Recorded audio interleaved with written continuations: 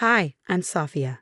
On the surface, my life might seem perfect. I'm a certified accountant with a thriving career. I live in a beautiful suburban home, and I have a husband, Mark, who looks at me like I hung the moon. We met 3 years ago at a charity golf event. He was terrible at golf, but incredible at making me laugh. After a whirlwind romance and a picture-perfect wedding, I was sure I found my happily ever after. But life has a way of revealing cracks beneath even the most polished veneers. Before I dive into the story, don't forget to like and subscribe. Let me introduce you to the key players in my life. First, there's my husband, Mark, a successful architect and the definition of a devoted son and husband. His parents, Tom and Linda, welcome me with open arms. Tom built the family construction business from the ground up, while Linda runs their charitable foundation. Then there's Sarah, Mark's younger sister. On paper, she's the marketing director for the family business, but her true full-time job. That's where the story begins. You know those family portraits where everyone's smiling, but something feels off? That's been my life since I married Mark. At first, I admired Sarah's close bond with her brother. She had this way of being everywhere, hovering a little too close, inserting herself into every conversation. It felt sweet, at first. Naive, right? I'd heard whispers about Mark's ex-girlfriend, Julia, a bright dental student who mysteriously ended things with him years ago. According to the family, Julia became paranoid and unstable after spending time with Sarah. I didn't think much of it then. The first red flag appeared during our engagement. Sarah had a knack for creating misunderstandings. Like the time she told Mark I canceled our anniversary dinner to work late, while telling me Mark had an emergency client meeting. We both spent the evening alone, confused and hurt, only to realize the next day that neither of us had canceled. Then came the wedding planning. Family heirlooms meant for me mysteriously disappeared, only to resurface later, after Sarah suggested better alternatives. My wedding dress order was canceled twice, with Sarah swooping in to offer her friend's boutique as a last-minute savior. Even our honeymoon plans weren't safe. Our original reservations vanished, but Sarah conveniently had a solution: a resort close to home, conveniently next door to where she booked her own vacation. Mark couldn't see it then, but I began to piece together the pattern. Sarah couldn't stand not being the center of her brother's world. Things took a darker turn when I stumbled across discrepancies in the family business accounts. As the company accountant, I couldn't ignore the missing funds. When I brought it up to Tom and Linda, they were devastated to discover their daughter had been embezzling. They cut off her access to company finances, leaving her drowning in gambling debts. That's when the accidents began. My car's brakes failed twice in 1 month. Meals I'd ordered arrived with ingredients I was allergic to. And Sarah? She was always there, playing the concerned sister-in-law with a sweet smile that never quite reached her eyes. The real shift happened after Mark and I announced we were trying for a baby. Sarah's reaction was bizarre. She went pale, excused herself, then returned with over-the-top enthusiasm. Not long after, my prenatal vitamins disappeared from my purse. Doctor's appointments were mysteriously canceled. And of course, Sarah was always ready with a solution, positioning herself as my guardian angel. It wasn't just about me anymore, though. I started paying closer attention to our weekly family dinners at Tom and Linda's Victorian home. Sunday nights were a tradition, complete with Linda's prize antique tea set, a silver-plated heirloom with delicate rose engravings. Sarah had appointed herself as the keeper of the tradition, claiming, "Mom's hands are too shaky now." Oddly, Linda's hands were perfectly steady when arranging her prize-winning floral displays. Every Sunday, Sarah arrived early to polish the tea set and arrange the 6 matching cups.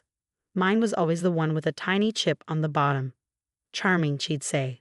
My headaches always seemed to follow those dinners, and on the rare Sundays I skipped tea, Sarah's disappointment was palpable.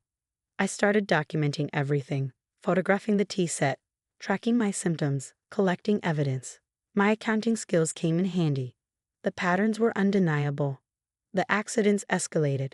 My computer crashed days before a critical audit presentation, wiping months of work. Sarah, ever helpful, just happened to know an IT specialist. But I already had proof. Earlier that week, I found Sarah's browser history on the office computer. Searches like how to corrupt Excel files remotely. When I tried showing Mark, the history had been mysteriously cleared. I knew I had to be smarter.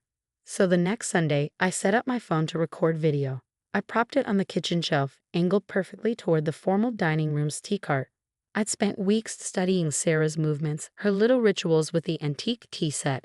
Tonight, everything had to be perfect. While helping Linda with the roast, I kept my phone screen in view through a reflection. Sarah was in her usual spot by the tea set, her movements precise, practiced. Then it happened. She glanced over her shoulder, reached into her pocket, and leaned over my cup.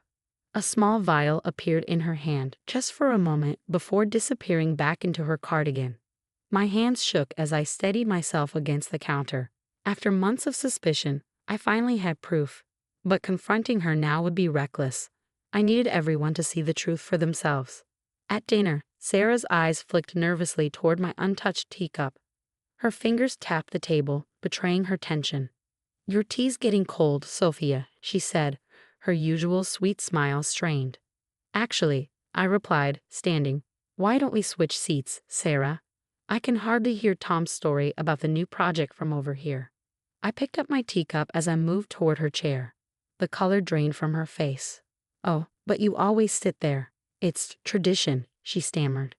I smiled, already settling into her seat. Maybe it's time for a change, unless there's a reason we shouldn't switch.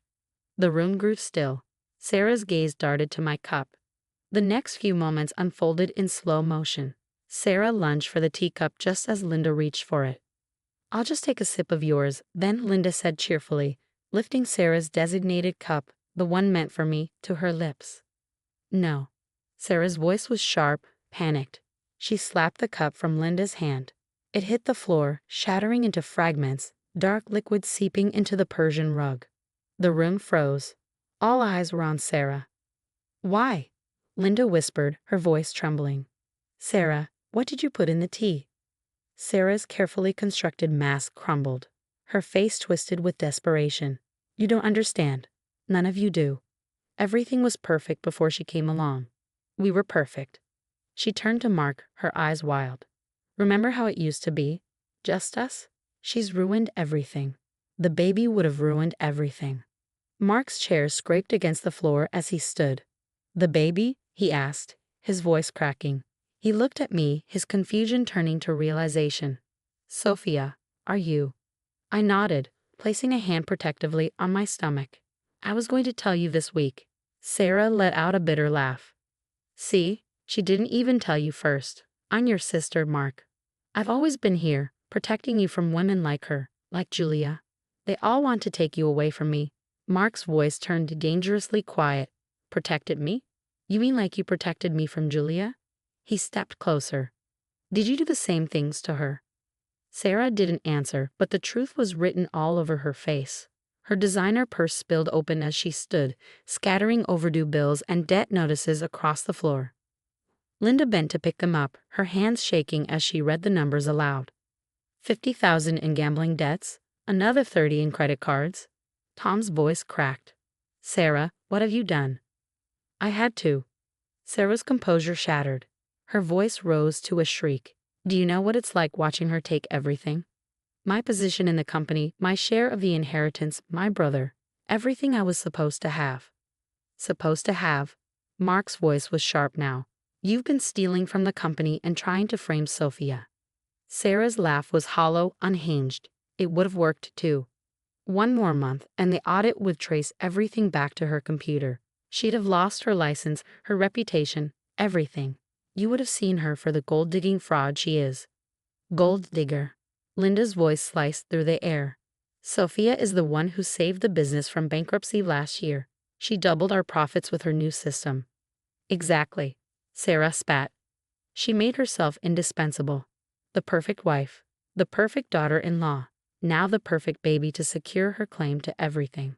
The room fell silent as a small vial rolled out of Sarah's purse, its label visible to everyone. A powerful sedative. Tom picked it up, his hands trembling. This would have made any accident look natural. Mark's face hardened. "You could have killed her. My wife, my child." Sarah's face twisted with rage. "It's not fair. Do you know how it feels to watch her parade around in designer clothes, driving the car you bought her?"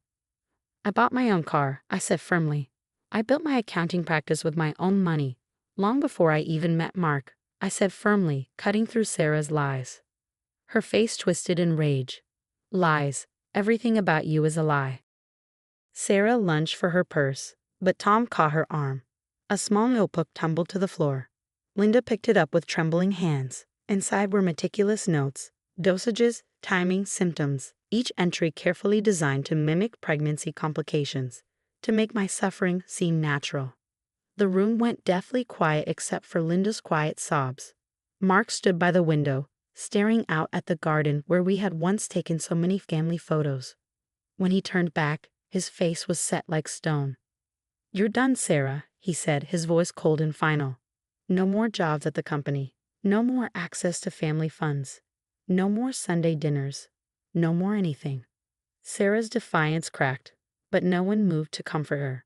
3 months later, we heard Sarah had moved across the country. Rumor had it she was living in a small apartment, working an entry-level job. Her gambling debts and legal fees had devoured every penny she had left. Occasionally, she sent emails, pleas for forgiveness, promises she had changed, or veiled threats about what she deserved. They sat unopened in our spam folder, alongside the demands from her creditors. The family business thrived once we implemented stricter financial controls. Tom and Linda transferred their shares directly to Mark, with a trust set up for our daughter. Linda replaced the old tea set with a new one that sparkled in the china cabinet, this time with perfectly matching cups. No chips, no flaws, no hidden intentions. Our daughter's nursery is painted in soft yellow, a room filled with warmth and love. But the real warmth comes from the photos on the walls, smaller now, with one less person in them. Yet somehow, they feel more complete. The smiles in those pictures finally reach everyone's eyes. They say money is the root of all evil. But I disagree. It's not wealth. It's the desperate need to possess what others have. Not just their money, but their happiness, their love, their very lives. Some people can't bear to see others succeed where they failed. I still check my daughter's bottles twice, test her food before feeding her. Some habits are hard to break. But as I watch her grow in a home filled with trust and love instead of greed and envy, I know we made the right choice. Some things are more precious than silver teacups and family fortunes. And some family portraits look better with one less false smile.